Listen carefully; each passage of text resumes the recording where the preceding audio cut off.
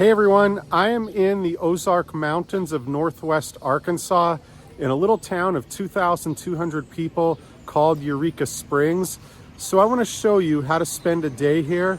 We are going to visit natural springs. We're going to do some hiking. We'll eat in a cave and check out some old historic hotels. In this video, we'll check out the walkable downtown area of Eureka Springs, as well as some of the quirky street art and the even quirkier shirts and other shops and signs that you'll see throughout the downtown area. We'll also check out one of the most interesting houses in the United States, where plants grow from the ground all the way up to the ceiling. We'll see the natural springs that flow through Eureka Springs and also check out more than a few of the local restaurants. So get ready to explore Eureka Springs, Arkansas. Northwest Arkansas code XNA is the nearest commercial airport to Eureka Springs. And as soon as I exited my plane in this small terminal, I noticed this Bionics coffee bar. You see the machine doing its work behind me. So you order your coffee drink right here. Absolutely. Onyx is the best coffee in the country, right here. So here's the like a honey lavender. So we do non-dairy milk. So we're gonna go oat milk. We're done.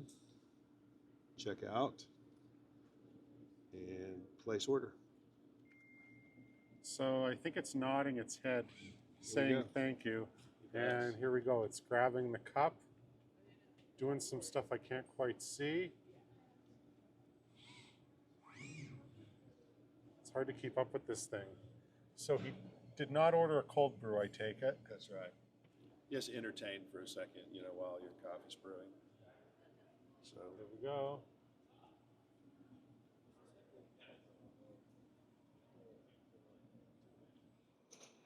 And we're not in Compton, California, and that is also not a reference to the now defunct airline that I used back in the early 2000s.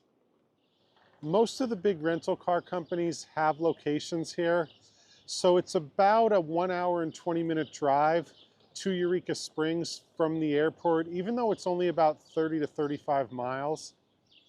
Now, I rented a car at Northwest Arkansas Airport, but if you are in Eureka Springs without a car, there are 4 trolley lines with a combined more than 100 stops.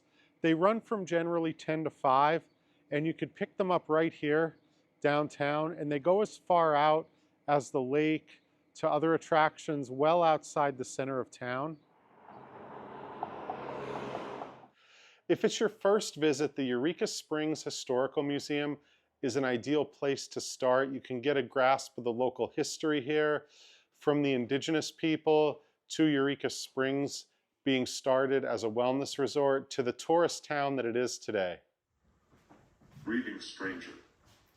Welcome to the Ozarks. My name is John Gaskins. Some folks call me Uncle Johnny, the bear hunter. I moved here in 1835, and I was one of the first settlers in this country, living along the creek about 3 miles from Eureka Springs. Music is a big deal in Eureka Springs. It's hard to walk down any main street without seeing somebody strumming a guitar or hearing music blaring out from the bars. So Ozark Music Festival started in 1948, and there's a really interesting exhibit here at the museum. So there's a mandolin. I never knew that a fiddle and a violin were the same thing, just played differently. Banjo. You definitely have a big country music influence in this part of the country. Ozarka water was bottled and sold commercially starting at the turn of the 20th century. Since 1960, it's been under different ownership, and if you see Ozarka water now, it comes from Texas. And here's a little bit on the railroad history. And the Crescent Hotel is a hilltop hotel and probably the most iconic and supposedly most haunted accommodation you can find in Eureka Springs.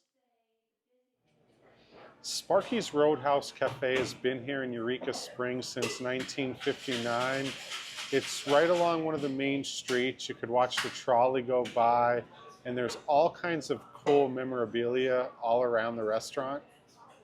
Now I'm drinking water, but they have, I believe, 99 different beers here. And there's a quote from Benjamin Franklin: "Beer is proof that God loves us and wants us to be happy." So I'm having the Eiffel Tower chicken, which really stood out when I looked at the menu. So this is a chicken breast. It's topped with mushrooms and Eiffel Tower, referring to France, and that's brie cheese melted on top with mushrooms. If you were here, you would really smell the red wine. It's cooked in red wine and olive oil, and of course the mushrooms. I can't wait to dig into this one.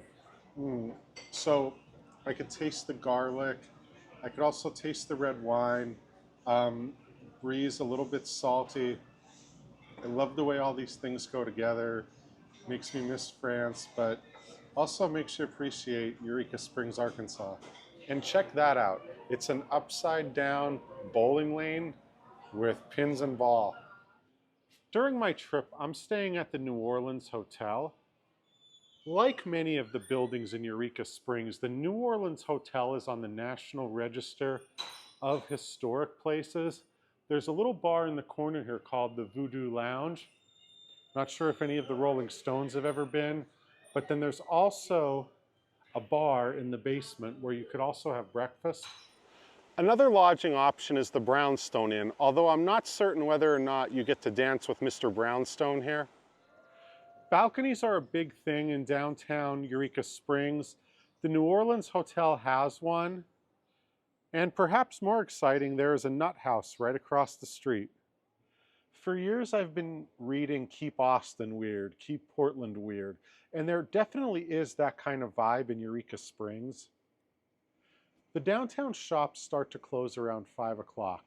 Some have hours displayed on the window, others like this one do not, but they usually have a cell phone to call if you want to see what's in the store or if you happen to be making a delivery.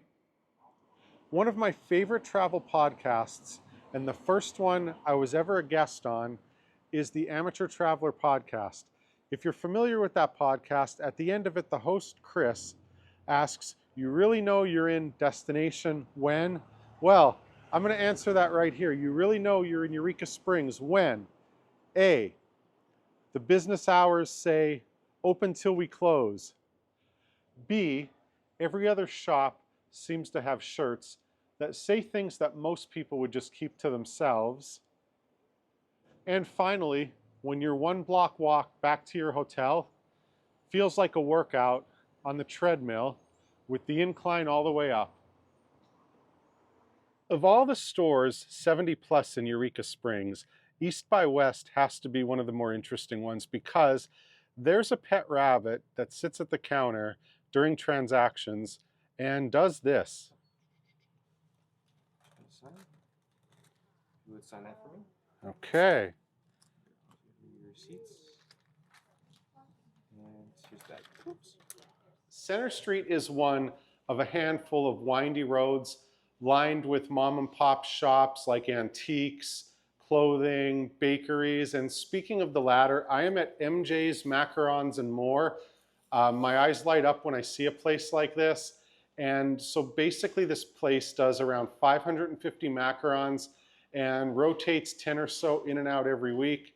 And I want to try this blueberry muffin.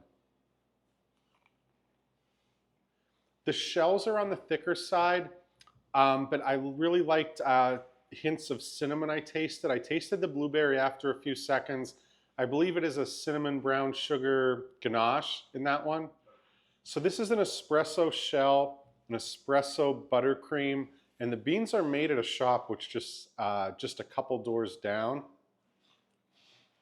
Okay, with this one I noticed it right away. If I was blindfolded and ate that, I would say, okay, this is an espresso macaron. One more, this is mango habanero. Okay, I expected to taste more mango than habanero. I tasted the sweetness first, but now my mouth is kind of burning because I'm not the biggest fan of spicy food, but I'm not used to sweets being as spicy as their description. but in this case it was. So ranking the ones I had, blueberry muffin would be my favorite, followed by the espresso shot. It's kind of 1A, 1B. Mango is my favorite fruit, but I'm not too into spicy food, but you probably are and might enjoy this one the most.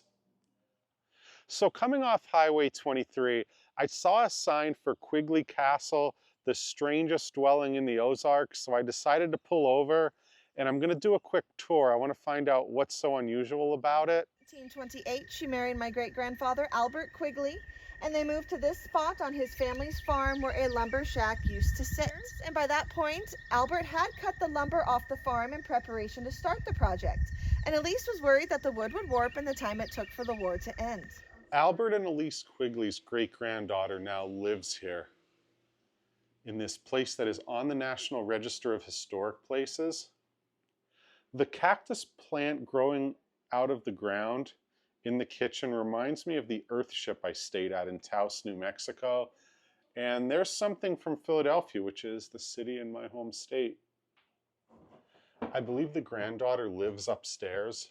These are trees growing up out of the ground downstairs.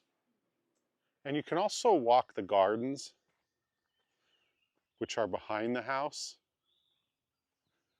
And they will lead you right out back to the main entrance. Eureka Springs is named after the natural springs that flow throughout the town, and Sweet Spring is one of those. And here's a sign reminding us that the water is not considered safe for drinking.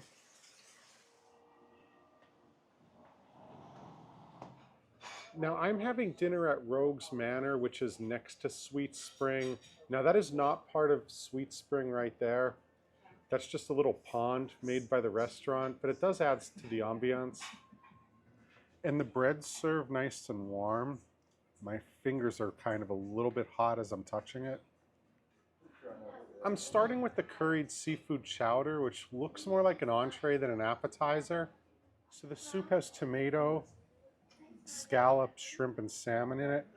I would say the shrimp stands out the most. For my entree, I am having the duck breast. So you can see there's an orange slice on it. I ordered it for that reason, but there's also ginger, star anise, and you can see right here, if I move a little closer, those are crispy duck rinds and it's paprika that's over the rice. So in the duck, I think I taste the citrus the most from the orange. Garlic's kind of subtle, so is the ginger, and the rice is very fluffy. I'm surprised. I normally don't get excited about a side of rice, but this really impresses me. Between the two savory dishes I had, I'm going to have to say I prefer the duck. Just a couple small details that really made it stand out. First of all, the fluffy rice topped with paprika. I just love that. For dessert, I'm having the flourless chocolate cake. It's made with espresso. That's a blackberry sauce on top, whipped cream, and a little chocolate, melted chocolate on the side. So this has the consistency almost of chocolate fudge. Not quite that dense, but the whipped cream is great. The blackberry and the espresso is very subtle. But if you like fudge and you like chocolate cake, I would say this is something you should definitely try. Lake Leatherwood City Park is around 10 minutes drive outside of town. It's on the National Register of Historic Places. There are around 25 miles of hiking trails around here, and one of them, the Beecham, starts just down the hill from where I'm standing, and Bigfoot. The Shoreline Trail starts right here. Now there's a bait shop and country store along Lake Leatherwood, and an option is fishing. Another one is to rent a kayak or a paddle boat, and you can rent these by the hour. For just $1, you can get a view of Eureka Springs from a 100-foot observation tower, which is above my head. It's a little bit tight getting in if you have a backpack, and it's a steep climb. and I'm hoping it's going to be rewarding when I get to the top. I'm only on the 3rd level and I already see this. And apparently couples like to let the world know that they were here. And this is a panoramic view of the Ozark Mountains. There's a telescope on top, and I do recommend, if you're afraid of heights like me, just look straight ahead at the steps before you until you get to the top. Eureka Springs has one Thai restaurant, and I'm there right now. It's called Thai House. It's on Van Buren, and I am trying something that a lot of you are probably not familiar with. This is called pra ram. So this is a creamy peanut sauce. There's usually broccoli, carrot. This one has zucchini as well. It's usually served with chicken, which is how I got it, and it's topped with crushed peanut. Usually comes with a side of rice, in my case, brown rice. So this dish is ideal for anyone who likes sauté because it's chicken. It's usually served with peanut sauce. And you can see that little TV screen behind me shows some of the dishes you could try here. The sauce is on the thicker side, and like most Thai restaurants, you do not get a knife unless you ask. So this dish is on the richer side for a Thai dish, and the chicken is very thinly sliced like you would get with most stir fries. Turpentine Creek has rescued more than 400 animals over the past 32 years. They're located a little bit outside of downtown. You could do 1-hour tours on the hour, 7 days a week. They're living on gravel and concrete their entire life. Coming out to a grassy habitat, it took them a little while to adjust. Whether that be a few days, white belly, and those faint golden stripes. People still believe these animals could be pets. They are predators, not pets. Not a matter of if they're going to attack, it's a matter of when they're going to attack. I have them here. Now Karma here, she was rescued from Stratford, Missouri. This man has a drive-through safari, but when he had the big cats, the only thing that was stopping them from coming over to a vehicle was a 6-foot fence. 2 rescued bobcats live in here. One's Tony, one's Prince.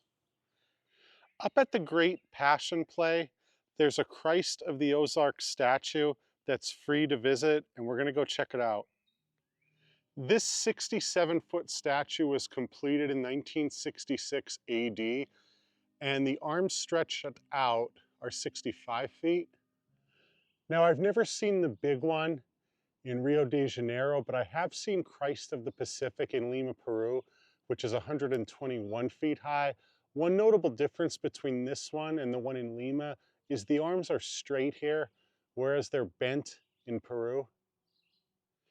And here's a 10 by 10 section of the Berlin Wall.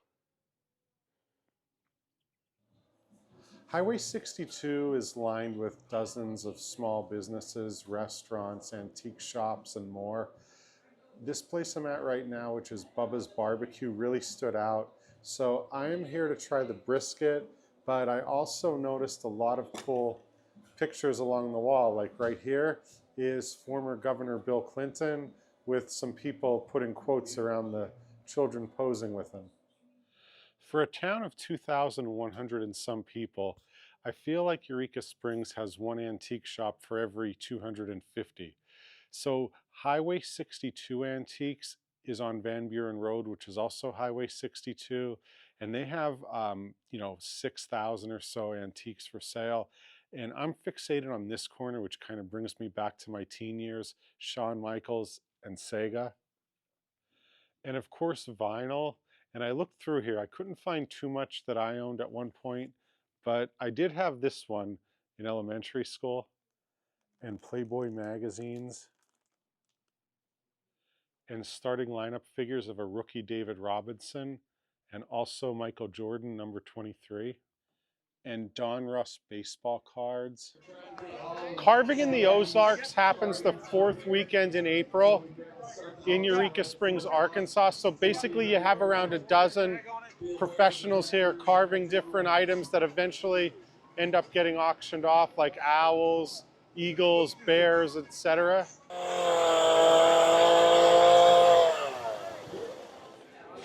I'm at Grotto, which is one of the places I was most excited to try leading up to this trip. So they won a 2017 Arkansas Reader's Choice Award.